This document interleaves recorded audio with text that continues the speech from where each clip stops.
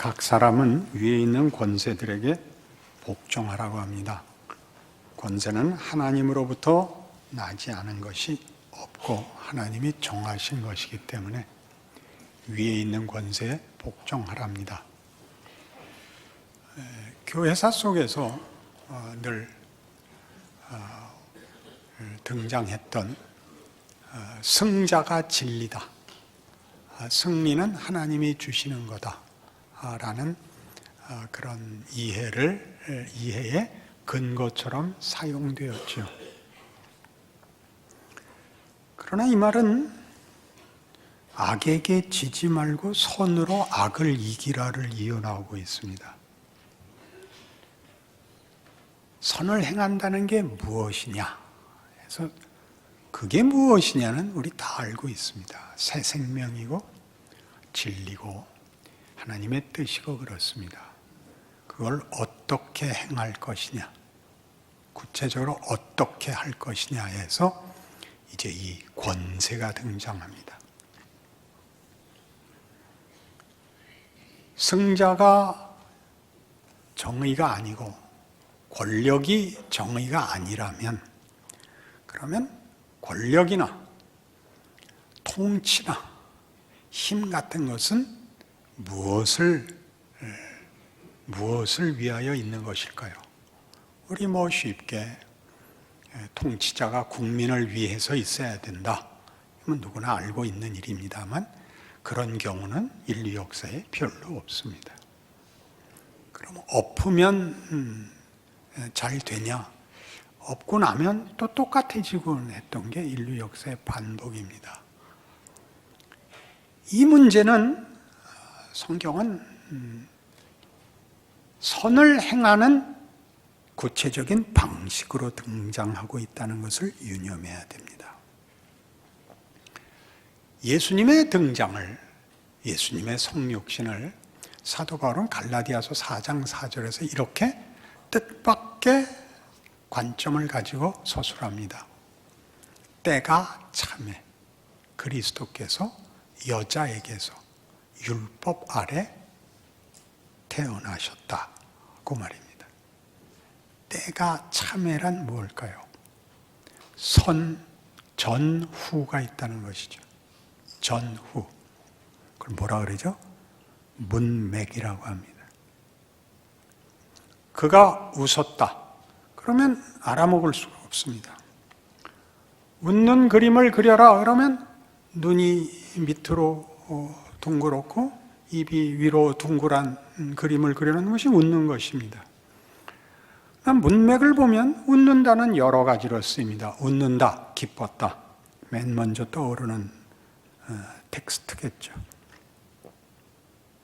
웃었다, 분노했다. 이게 다른 표현이기도 합니다. 그렇지 않습니까? 제가 웃는 건 뭐 같습니까? 문맥이 있어야죠. 예수님의 성육신은 약속됐고 오시기까지 구약 역사가 있습니다. 그거 없고 예수님 오셨다 이렇게 얘기하면 그게 무슨 말인지 제대로 알 수가 없습니다. 그 시간이라는 전후가 있듯이 그 문맥을 형성하듯이 공간적 틀을 만듭니다. 무대이기도 하고 내용을 담는 그릇이기도 한 것, 구조, 체제, 조직, 관계 같은 것 말입니다. 그게 여기서 말하는 권세입니다. 모든 컨텍스트는 내가 만들었다. 그 안에서 텍스트를 담아내라. 그런 얘기입니다. 제가 말하는 컨텍스트는 전문적으로 쓰는 컨텍스트와 좀 더 다릅니다. 왜요? 성경을 얘기하려니까 문학에서 얘기하는 컨텍스트 갖고는 다 담을 수 없죠. 문맥일 뿐만 아니라 조금 전에 얘기한 것 같이 그릇이 되기도 하고 무대가 되기도 하고 그때 어떤 형태가 되기도 합니다. 예수님이 공생애를 시작하시면서 광야에서 마귀에게 시험을 받습니다. 이 돌들을 명하여 떡덩이가 되게 하라. 성전에서 뛰어내리라. 내게 절하라. 그건 다 뭘까요? 컨텍스트 속에 들어오지 말고 컨텍스트 밖으로 나가시라는 요구입니다. 그리 아니하겠다. 그래서 무한이라는 내용이 제한인 것 같은 컨텍스트 속으로 들어오시는 것이 그의 공생애입니다. 왜 그래야 하죠? 우리는 로마서 12장에서 그러므로 나의 형제들아 하나님의 모든 자비하심으로 너희를 권하노니 너희 몸을 하나님이 기뻐 받으실 만한 산 제물로 바치라 로부터 출발한 구체적인 현실적 신앙생활을 권면받고 있습니다. 산 제물은 뭐라고요? 산 제사는 삶으로 드리는 제사였습니다. 우리는 그 삶을 그러니까 자꾸 종교화하죠. 기도, 성경 읽기, 교회 가기라고 특화되지 삶 24시간과 실전 전체를 바치는 방법은 잘 모릅니다. 교회 갔을 때는 교회에서 하는 이 일에 참여하고 열심을 내면 그것이 종교 행위인 것 같고 돌아오면 어쩔 줄 모르고 그래서 더 많은 시간을 종교 행위에 할애하는 것이 신앙이 좋은 것이라 그렇게 막연하게 생각할 수밖에 없었습니다. 그렇지 않다고 얘기합니다. 삶 전체가 하나님께 바쳐져야 되는데 임무가 그것이 되라는 게 아닙니다. 삶이라는 것, 우리가 하찮게 여기는 모든 것이 이렇게 예수 그리스도의 성육신처럼 그런 삶이라는 컨텍스트 속에 네가 믿고 고백한 텍스트를 담는 구체적인 것이다 라고 성경이 말하고 있죠. 뭘 구별하라 그래요? 세상을 본받지 말고 하나님의 기뻐하시는 뜻이 무엇인지 분별하라 그래요. 컨텍스트를 바꾸는 것이 텍스트를 빛내는 것이 아니라 그것이 그릇이고 내용을 담아야 됩니다. 우리가 내용입니다. 우리의 예수 그리스도로 말미암는 새 생명, 이제 알게 된 진리, 우리의 자유들이죠. 3절은 이것이었습니다. 한계 속에 있다는 걸 알아라. 네가 작가가 아니라는 걸 알아라. 너는 말하자면 역할이다. 네가 다 알 수 없고 그러나 분명한 네 길을 걸어라. 네 자리를, 네 삶을 살아라. 그것은 하나에 불과한 제한이 아니라 분명한 존재이니라. 이렇게 됐죠. 그냥 어느 속에서 한다고요? 우리가 태어나서 맞이하는, 우리가 선택하지 않은 사회, 시대, 관계, 지위 속에 우리가 들어있음을 발견하게 됩니다. 그 컨텍스트를 유지하는 게 뭐죠? 정치, 경제, 사회, 문화 그것들입니다. 그것이 권력이고 정의고 진리고가 아니고 하나님이 우리를 담아내기 위하여 당신의 뜻을 나타내시는 하나님의 지혜로 허락하시는 컨텍스트라는 말이죠. 그 컨텍스트가 마음에 안 드는 때가 많습니다. 그 마음에 안 드는 그 역사, 과거는 다 뭐냐? 이런 것들이죠. 문학을 하려면 그걸 글로 표현해야 되는데 글로 표현하려면 일단 단어를 알아야 됩니다. 올바른 단어를 써야 됩니다. 그렇죠? 그리고 단어는 개념과 상상 속에서 나타나는 것이 아니라 현실에서 만들어집니다. 문화라는 단어가 그런데요. 50년 전만 해도 문화라는 단어를 아는 사람이 드물었습니다. 그땐 다 문명이라 그랬습니다. 1960년대만 해도 우리가 많이 뒤진 나라였고 구미 선진국들의 성취와 부요함에 대한 부러움과 경탄을 가지고 뒤쫓던 시기입니다. 그때 보니까 서구는 이미 과학 문명의 한계, 물질의 부작용들을 보기 시작했습니다. 그래서 그때쯤 문명이라는 이름을 버리고 문화라는 이름이 등장하고 히피같이 서구화의 앞장을 섰던 근대에 대한 과학 문명에 대한 반발을 보이기 시작했습니다. 영성운동이라는 게 일어나고 그걸 현실적인 사건과 묶은 건 반전이었습니다. 반전. 그때가 월남전 때니까 월남전 반대였죠.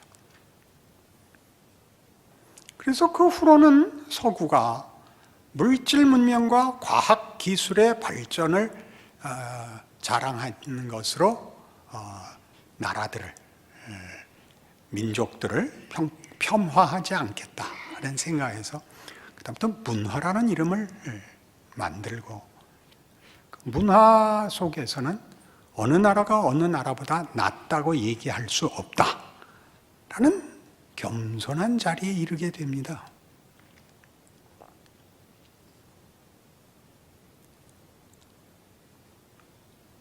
한 내용을 담기 위해서 이런 단어가 필요하듯이 문명 갖고는 설명이 되지 않는 인류와 현실에 대하여 문화라는 단어를 만들어야 되는 필요. 그래서 이 단어가 만들어지듯이 단어를 이해하고 단어를 이어 문장을 만들 수 있어야 됩니다. 문장을 만들어야 드디어 사상이 담깁니다. 사상은 그냥 사랑, 진심 이렇게는 담아지지가 않습니다. 컨텍스트가 없이 텍스트만을 얘기하면, 옛날에 서영춘 씨라는 분, 유명한 분이 아주 유명한 말을 남겼는데, 인천 앞바다가 사이다래도 곱부가 없으면 못 마십니다. 그때 이미 컨텍스트와 텍스트를 구별했었던 것 같습니다. 잘 생각해 보십시오.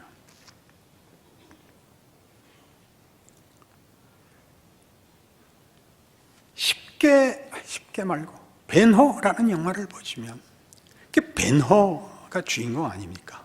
유다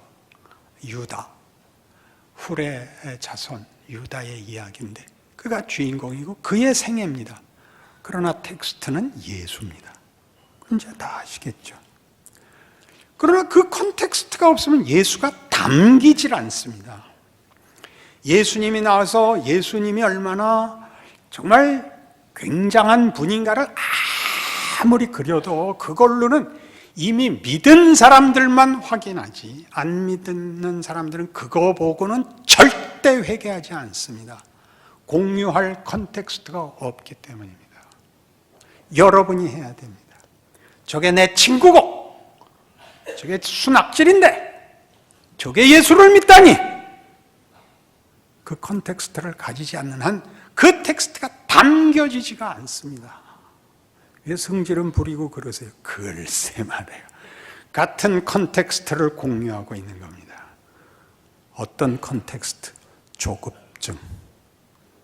이것도 모른단 말이야. 이게 컨텍스트. 그의 억울함, 그의 시대적 시위, 지금 오늘 본문과 똑같이 로마의 통치 아래에 있는 분노한 유대인, 하나님을 섬기고 하나님께 특별히 선택된 우월감, 자존심의 상처를 입은 자, 오랜 친구였던 메살라의 배반, 로마의 아첨, 의리와 현실에 대한 분노, 그것이 벤허죠. 어디서 절정에 이르러요? 메살라를 죽여도 생기지 않는 답, 보상되지 않는 영혼의 답. 당신이 메살라 같아요. 중요한 장면이 되죠. 그리고 끝이 뭡니까? 이 말이 내 가슴에서 칼을 내려놓게 했어. 아버지여 저들을 사하소서. 저들이 자기가 하는 일을 알지 못하나이다. 이게 바로 컨텍스트와 텍스트예요. 이 사극을 보세요. 요즘 유명한 정도전. 사극은 이런 거예요. 결과를 아는 얘기를 하는 거예요. 이성계가 성공할 거냐 실패할 거냐 조마조마하세요? 그런 사람은 없어요. 무슨 소리예요? 근데 뭘 보라는 거예요? 사극은 뭘 보라는 거예요? 그때 어떤 유혹이 있었나? 어떤 위기가 있었나? 어떻게 결정했나를 보자는 거예요. 눈 부릅뜨고 고함 지르는 게 사극이 아니고 대표적으로 이런 거예요. 10개의 영화 10개에서 찰턴 헤스턴이 모세로 나와요. 바로의 왕자로 큽니다. 그러니까 40세가 되기까지 그냥 그게 자기 길인 줄 알고 잘 살고 있고 그래서 유능해요. 배다른 형제인 율브린너가 있어요. 그럼 무능해요. 야심만 있고 욕심은 있지만 무능해요. 그 아버지가 왕이 시키는 일에 모세는 뭐든지 다 성공을 하고 율브린너는 실패를 해요. 아버지가 모세를 편애하죠. 배달은 또 공주가 하나 있어요. 안 박스터라는 영화 배우예요. 모른다고요? 그러면 안 돼요. 둘이 사랑을 해요. 이제 자신의 정체성을 깨닫고 자기는 자기 민족에게 가겠다고 합니다. 거기에 나오는 유혹이에요. 안 박스터가 묻죠. 당신이 바로가 돼요. 당신 민족에게 자유를 주면 되잖아요. 그런 걸 해야죠. 굉장한 거 아니에요? 그 말이 맞죠. 하나님 그렇게 안 하셨어요. 두 번째는 이렇게 말해요. 나를 사랑한다면서 내가 율브린너한테 가도 좋아? 이거 크죠. 우리 사랑을 할 때는 다 그렇게 얘기하지 않았어요? 당신 없으면 나 죽을 거야. 그거 묻잖아요. 그걸 어떻게 넘어왔을까요? 몰라요. 찰턴 헤스턴은 인상만 써서 모르겠어요. 그게 컨텍스트예요. 그걸 겪으셔야 돼요. 그게 없으면 구체화할 수가 없어요. 담을 수가 없어요. 우리는 계속 이 싸움만 하고 있어요. 잘 생각해 보세요. 한국 근현대사를 보세요. 이승만 정권은 뭐였죠? 이거 알게 됐어요. 이승만 정권에서 가장 급했던 현실은 해방이 되자 아무도 나라의 주인이 없는 거예요. 이시조선이 망하고 해방이 됐는데 도대체 누가 책임을 질 거예요? 이승만 대통령이 지게 됐어요. 어떻게 지게 됐는지까지 몰라요. 역사에서 알고 있잖아요. 뭐가 급했을까요? 국방이죠. 국방. 다시는 외국에게 나라를 뺏기지 않아야 되죠. 국방. 그러면 치안을 해야 될 거 아니에요. 치안. 그리고 공부를 시켜야 될 거 아니에요. 후진국이니까. 교육. 그걸 하려면 누구한테 맡길 거예요? 다 친일파한테 맡겼죠. 잘했냐고요? 아니요. 잘못했죠. 그러나 써야지 어떡할 거예요? 박정희는 뭘 했을까요? 돈이 든다는 걸 알았어요. 국력이 있고 경제력이 있어야 된다는 걸. 무시무시하게 밀어붙였죠. 부작용이 있었죠. 억울하죠. 배웠죠. 국력을 가질 때는 민도도 높이고 모두의 마음을 항복시키는 시간도 가져야 된다를 배웠죠. 그리고 문민정부가 됐어요. 뭘 배우셨어요? 사심이 없고 공정하게 하면 다가 아니라 그럼 무능해진다는 걸 배웠어요. 그럼 어떻게 해야 되느냐? 오래 해야 돼요. 지도자나 백성이 시간을 가져야 돼요. 빨리 답을 내라고요? 그런 건 없어요. 우리 경부선 제일 빨리 만들고 보수공사 때문에 원가의 10배를 꼬나박아요. 그죠? 빨라야 되는 때 있고 튼튼히 늦게 가야 되는 때 있다. 배웠어요. 유능하다는 건 뭐예요? 유능하다는 건 행운과 불운을 넘어 지금 무엇을 해야 하는지를 아는 분별이에요. 지금은 무엇을 하느냐, 무엇을 할 수 있느냐, 어떻게 해야 되느냐를 아는 것, 그게 유능한 거예요. 옳은 말 하면 다 가네요. 정도전에서도 그러다. 시도 때도 없이 옳은 말만 하면 죽는다 임마. 그걸 유익하게 써야죠. 유익하게. 뒤집을 수 없는 과거를, 지금 우리의 현실을 감수해야죠. 극복해야죠. 당연히. 뒤집으면 그만인 게 아니라 한 면이 익어야 뒤집을 거 아니에요. 빈대떡도 그렇게 뒤집는데 뒤집기만 3번 해봐야 다 찢어지지. 성경이 하는 얘기예요. 너희는 위에 있는 권세들에게 복종하라. 그게 무슨 얘기예요? 너에게 준 컨텍스트 속에서 이 일을 하라. 그게 무슨 변화가 있을지 몰라요. 우리 짧은 인생 속에서도 남의 나라 시민이 됐다가 해방을 받다가 군정을 받다가 6.25 겪고 4.19 겪고 5.16 겪고 11.6 겪고 12.12 겪고 5.18 겪고 다 겪었어요. 이제 공휴일 아닌 날이 없죠. 그게 뭐죠?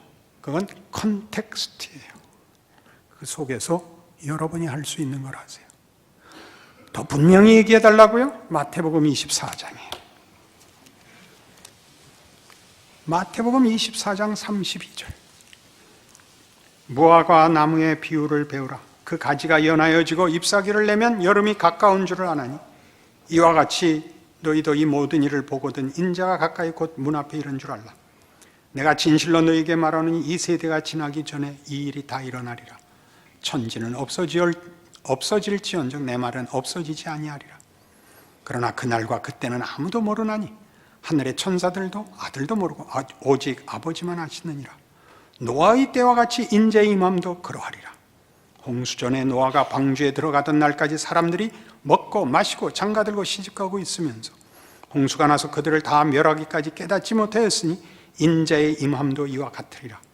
그때 두 사람이 밭에 있으면 한 사람은 데려가고 한 사람은 버려둠을 당할 것이요 두 여자가 맷돌질을 하고 있으면 한 사람은 데려가고 한 사람은 버려둠을 당할 것이니라. 그러므로 깨어있으라. 어느 날에 너희 주가 임할는지 너희가 알지 못함이니라. 중요한 성경입니다. 이런 의미에서 데려가는 그날까지 주께서 오시는 것을 완성하거나 주께서 오시는 것을 예비하는 컨텍스트는 없습니다. 시집가고 장가가고 밭 깔고 맷돌질하는 컨텍스트 속에 하나님이 일하시고 때가 되면 그 컨텍스트를 끝내실 겁니다. 이해하시겠습니까? 역사가 종말을 만들거나 종말로 치닫고 있는 것이 아니라 역사는 반복되는 것 같고 나아지는 것 없고 생각이 없듯이 지나갑니다. 그래서 하나님은 일하고 계십니다. 그 일들을 잘하면 더 나은 세상이 되고 더 좋은 인간이 되고, 그렇게 인류와 역사가 그러지는 않습니다. 왜 그렇게 장담하냐고요? 아무리 예수를 잘 믿어도 여러분 자식은 여전히 죄인으로 태어납니다. 좀 난해가 태어나지 않습니다. 그리고 그도 그 스스로 자기 인생 속에서 예수를 만나야 됩니다. 그래서 자기가 그래 결국 이거였어. 그때는 67입니다. 알아들으세요? 각각의 인생을 각각이 전부인 것 같이 일하시는 하나님을 모르고 컨텍스트를 받고 편안하자는 거죠. 그래서 모두에게 고함만 지르고 있습니다. 깨어있으라. 이게 무슨 말이에요? 깨어있으라. 뭐가 텍스트인지 알아라. 너에게 주어진 컨텍스트와 텍스트를 혼동하지 마라. 네가 못할 것 하나도 없다. 밖으로 만드는 것으로 내 일이 끝나지 않는다. 그런 이야기죠.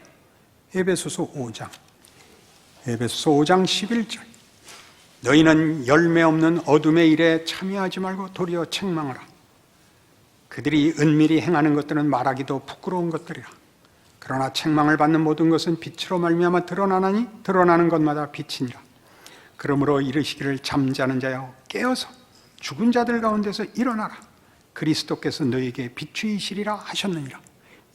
깨어 있으라. 여기도 나옵니다. 깨어 있다는 게 뭐라고요? 텍스트를 하는 거라 그랬습니다. 그 텍스트를 어디에 담는다고요? 컨텍스트에 담습니다. 컨텍스트를 무시하지 마시고 컨텍스트를 텍스트와 혼동하지도 마십시오. 그래서 그런즉 너희가 어떻게 행할지를 자세히 주의하여 지혜 없는 자 같이 하지 말고 오직 지혜 있는 자 같이 하여 세월을 아끼라.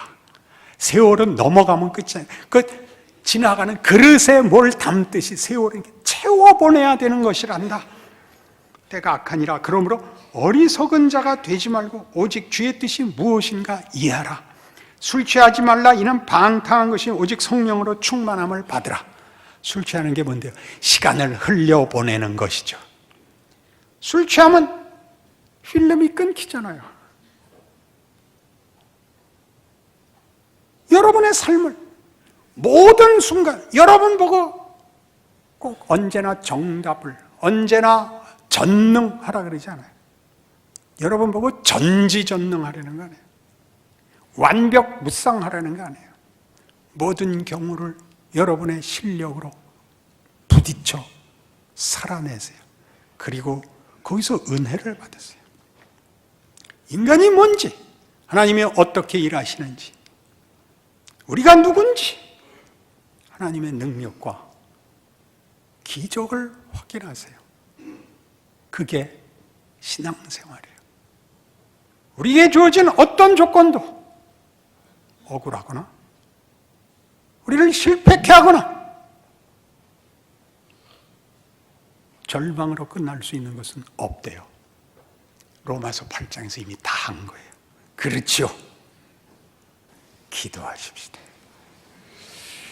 하나님 아버지, 우리가 무서워한 건 사실 믿음 없음이었습니다.